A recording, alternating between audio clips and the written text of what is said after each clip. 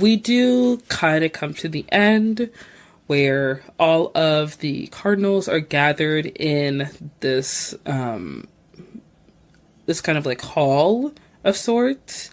And Benitez, he stands up. He gives this very impassioned speech, this very inspiring speech. And, they have the final vote. And I love it in movies where, like, you have the final vote for something and you don't really know who wins or what happens. But everyone's facial expressions, they tell you nothing. They tell you nothing of what's going on. But, we soon find out that it is Benitez who is elected the new pope. Which, me personally, when I was watching the movie, I was like, nah, y'all know that wouldn't happen in real life. Nobody knows who this man is. Nobody knows what he stands on anything. Like, you know what? It may have never happened in real life, but it gave me so much joy in that theater. Yes. It emotionally touched me. It was like a fairy tale ending. Yeah. Because when would a write-in candidate ever be a viable option for something like this? But I don't actually know how Pope voting works. Like, maybe it is possible. Maybe it is, like, very volatile. Because, like, when we think of the votes, because usually, like, in America, like, two-party voting, there's only two candidates, and it's usually pretty, like, But there's so many candidates in Pope voting. It could be volatile. Who knows? You know what? We need one of those, like, variety YouTube videos or Wired YouTube videos that are, like, actual cardinal reacts to Conclave, tells us how I would like to see. That would be interesting, but I feel like one thing that makes Conclave such a unique film is that the voting of the Pope is probably something that's so secretive and so kept under wraps that video alone couldn't possibly happen, because he would have to react to, like, Tedesco, Adeyemi. He would have to react to Tremblay. And of course, he'd have to make some kind of remark of, like, whether or not he has encountered a pope that has, had an illegitimate son. Because I remember I was watching one of those videos for Wired, but it was about the bear, and this chef was talking about how, like, some parts of the bear are very realistic and some parts of the bear are not, and he has to relate it to his own experience. And, like, a lot of parts of the bear, where it talks about, like, fine dining and cooking and cuisine, are filmed in actual restaurants that are, like, very expensive, and actual, like, restaurateurs and well-known chefs in the cooking and dining space are on the show as well, mainly in season 3. So in watching that, you kind of get a glimpse into how realistic the bear is. But I feel like things like voting for the Pope, that's kept under such lock and key, you can't really, like, let the general public know about it, because it's like, girl, no. Well, what if God asks a cardinal, this is what the people need? It's just a matter of convincing a cardinal that this is the divine thing to do, to hop on Wired and react to Conclave. I would be interested, because they had a religious advisor, and Ralph Fiennes said that he talked to cardinals in preparation for this film. So if there was a religious advisor that was interviewed by, like, Tom Power or, like, CBS Morning News, about, Conclave, I would be interested in seeing that interview, because I want to know how you guys advised them on this movie that is so divisive and interesting and, like, shows a different side of the Catholic Church that people are used to seeing. Like, I would love to see that. I would. Exactly. So, let's jump into Benitez and, everything that follows towards the ending of the film. And Bean, I'm curious to see, like, because you saw it in TIFF, so you have, like, a more full audience reaction to it than I did, because in my theater, there was, like, 3 couples and maybe, like, 2 white guys that are sitting at the top of the theater, which I hate when people sit in the very, very back of a theater. It's like, why? Just sit in the middle of the theater like everybody else. Like, sitting further... I love sitting in the back of the theater, so I will not tolerate this slander. Sitting in the back does not make you see the movie any better. You're just being a hermit. You just don't want to... No. First of all, there's more leg room in the back room. Okay. Second of all, you can see the entire... I don't know. You can see the entire screen. I like sitting back there. Nothing will change my mind. Okay. I think sitting in the middle of the theater is good because I get a center view of the screen. I can see it right down the middle, but maybe that's just me. I also like to be surrounded by people so I can hear people's reactions. I also feel like when I sit in the back of the theater, I'm looking at people. I just can't help judge people, I can't help it. And also when I sit in the back of the theater, there's almost always somebody with a baby back there. It's like, no, take your baby home. I'm a true disciple of cinema. It doesn't matter where I sit. I will be locked into the movie, especially in the back row, though. I'm a true disciple of cinema? Yup. Girl, make that your tagline.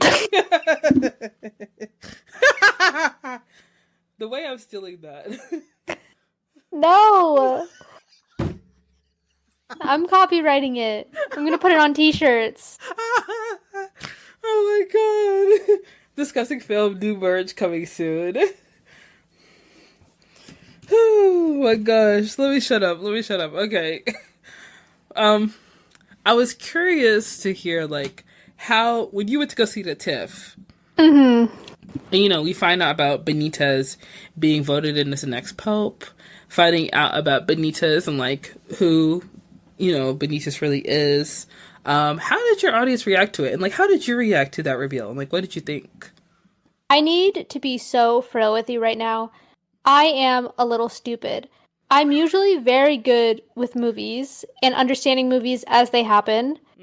I had a little bit of a lapse during that last scene where he goes... I kind of misunderstood what they were talking about because early in the movie he's talking about having a women's shelter in, I think, Afghanistan or somewhere in Africa, like Congo or something, like a woman's shelter. And so when he went up to Benítez and he was like, what was the nature of the operation? I thought he was talking about the women's shelter, and I thought that Benítez was doing abortions in there. Oh. Which is far from the truth of what was actually happening. Everyone around me gasped, so I realized that this was a big reveal. But I was like, oh my god, he was doing abortions. And then, 5 seconds later, they're like, oh, it was a hysterectomy. I was like, wait a minute. Wait a second. Yeah. And then it took me a minute. I had to go back. I was like, okay, this is not about abortions. This is about the procedure he had done, or he was supposed to have done, in Switzerland. He was gonna have a hysterectomy. And then I was like, oh, ooh, because that was a big gasp in my audience. Yeah. I can just imagine that Edward Berger was sitting down there, little legs crossed, with a pleased smile on his face. That's exactly how I imagined him when that scene went on. Oh, they got him. I'm not gonna lie. When the little guy in the purple came up to him, and he was a little nervous and frantic about Benítez being voted in as a pope, and he was like, there's something we learned about him being in Switzerland. And in my mind, I was like, oh, it's possibly rehab. Maybe this guy in my head, I was thinking he was possibly in a mental hospital. So he has some kind of maybe he survived an attempt on his life, or he, has schizophrenia or something like that. Cause he's very soft-spoken into himself. So I was like, who is this guy? In my head, I was like, there's something going on. Cause everybody in here got flaws in here, and nobody's safe. And when Thomas Lawrence was talking to him and he was like, what's the nature of the operation? I was like, operation? What happened to him? And he said oh, there's scheduled to be a kind of hysterectomy. I was like, hold on. This is the one thing about movie theaters. You can't pause. So I was, I was just I almost stood up out of my seat. Cause I was like, wait, I need to move. But hold on. The amount of times I was shifting in my seat. Also, the couple in front of me, whenever I watch a movie, I always make sure I'm away from people because I do talk, but I mutter to myself. So whenever people sit next to me, I do feel bad for them because I don't know if they like when people talk in the movie theater. Cause so what you're saying is that it would be better for everyone if you sat at the back of the theater. Be quiet. No, it would be worse. Because he has someone muttering and talking in the back of the theater. That would be even more annoying. But I digress. The couple in front of me, the lady in the couple, she fully turned around, looked over her shoulder, because I was fully in my seat like, oh, wait. Like, I was not sitting still. And I'm not gonna lie, like, it's funny to me, because when the credits were rolling, I was like, this is a religious movie. They showed the Angel streaming service, which is literally a streaming service full of Christian shows. They showed the trailer for The Chosen, which is the show about the life of Jesus. They showed a Western before this movie. And I'm sitting here watching the credits laughing to myself because they got the conservatives. Girl. They diggity got them. Girl. And woke Pope for the win.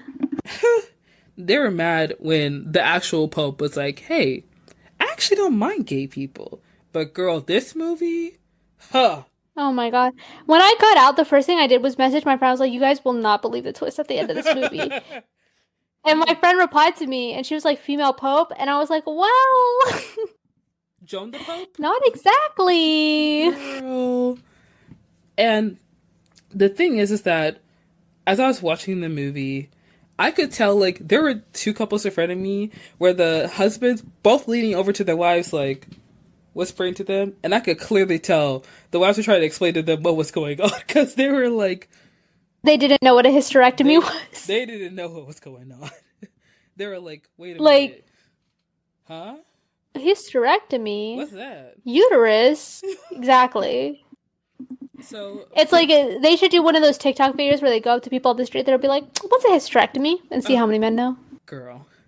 So for those who are listening and you don't know what a hysterectomy is, a hysterectomy is essentially a surgical procedure that you have to remove a uterus. And when that is revealed in the end of the film, essentially the film is letting us know that Cardinal Benítez is born intersex, essentially.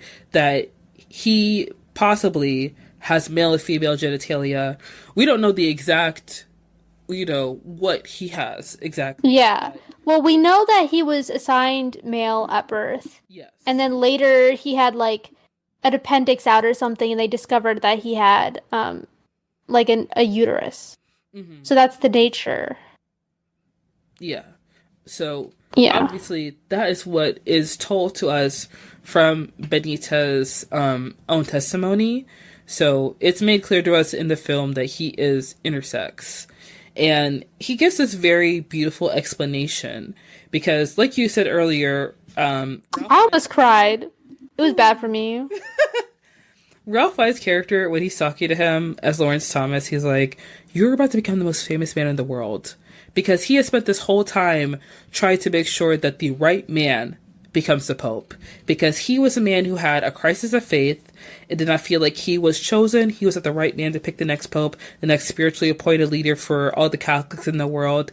And he has to go through all of these petty little queens and these divas and these old men who keep being bitter and arguing with each other and, like, be conniving and scheming and doing all these terrible things. And, like, this one good man comes and he shows himself to be kind and understanding and thoughtful. And by a landslide, apparently, he becomes the next Pope. And then we soon realize that something about him could, be a big scandal for the church. But he sees, like, that this is a man with heart, who is dedicated for people, who wants to bring a lot of goodness to the world, who wants to be a compassionate leader, and has such great understanding for who he is, and such a strong sense of self that you want to see in a leader. Because you don't want somebody who is easily swayed by others. You don't want someone who is going to buy others' opinions so that everyone agrees with him. You don't want someone who wants to act like they're so holier than thou, but really is self-righteous and, thinks they're so important, or someone who wants to be pope for their own personal, like, desires, but is hiding such a huge secret it can't even take care of a child. You don't want someone who's fascist to be the pope.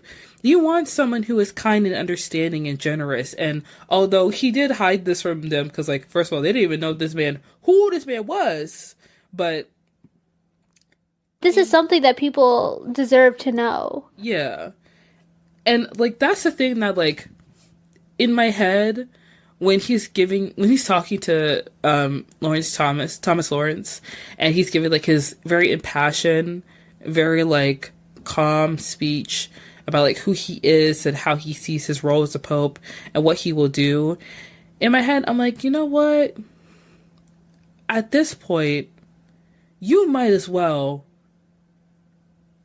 it may as well just be you two holding on to this, because at this point, like, what else? What else could you do?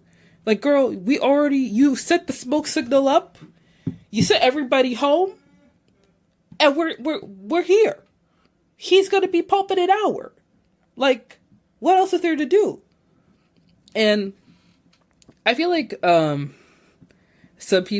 were some people online who said, like, the ending was, like, kind of for shock value, or that it feels deceitful. And there were some reviews I read that said that this was more deceitful than what Adeyemi did.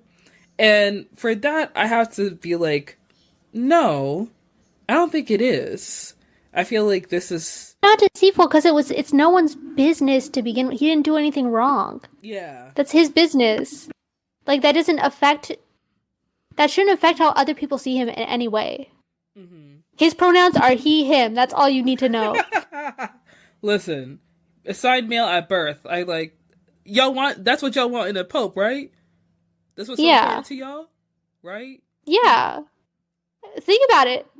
How long has the Pope been around? For forever. There have probably been intersex popes before. There are roughly, I think, as many intersex people as there are, like, redhead people. That's true. Right? Yeah. So, and how long has the Pope been around? Girl, so long. Chances are there's been an intersex Pope. We just haven't known. Because no one cut him open. No one did a chromosome test. Mm. And the thing that I found interesting in doing the research for this film, I found this article from history.com about Pope Joan. And it's from, like, the Vatican's official records, because there have been more than 260 Catholic popes who have been men. But according to a medieval legend, a lady pontiff may have reigned for a brief period in the 9th century. It's basically the story of how a young woman disguised herself as a man and entered religious training. And she distinguished herself as a scholar. She rose through the ranks of the church and was elected by Pope John VIII in the year of 855. And she went on to rule for 2 years. And her gender was carefully concealed under her flowing robes.